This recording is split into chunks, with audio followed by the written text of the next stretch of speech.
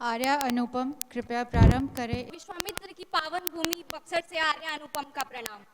75 वर्ष पूर्व जब पूरे विश्व ने ये कल्पना की कि विविधताओं भरा देश एकजुट नहीं हो पाएगा, तब हम भारत के लोगों ने लोकतंत्र को अपनाया।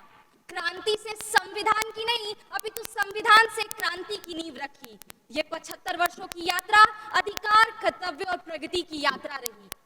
संविधान हमारा स्वाभिमान, मां भारती के शरीर की वो आत्मा है जिसमें प्रवृत्त है समानता, अंतर्रहित है स्वतंत्रता और जीवंत है संस्कृति।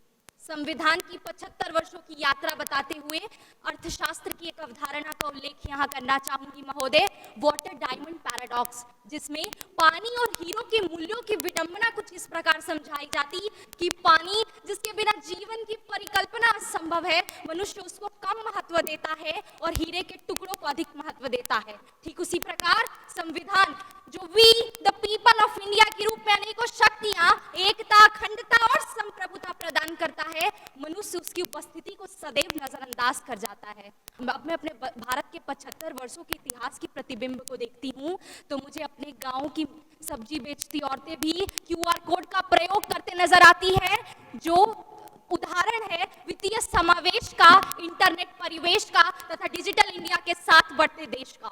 जब मैं अपने गांव की सशक्त महिलाओं को मुखिया पति जैसे अवधारणों से कोसों दूर आत्मनिर्भरता से अपने समाज का प्रतिनिधित्व करते देखती हूँ, तो मैं 25 वर्ष बाद विकसित भारत की ऐसी परिकल्पना करती हूँ जिसमें महिलाओं को विकास हेतु आरक्षण की जरूरत ही ना पड़े।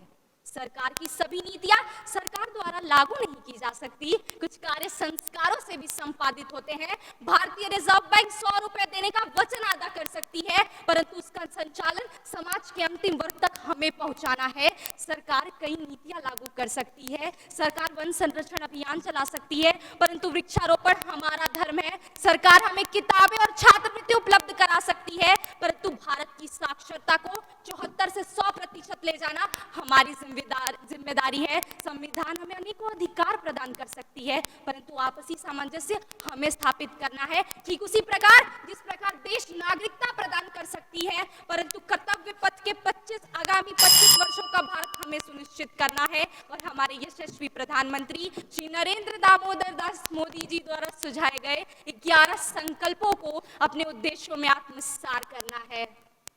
सिर्फ अधिकार नहीं, ये जिम्मेदारी है सबके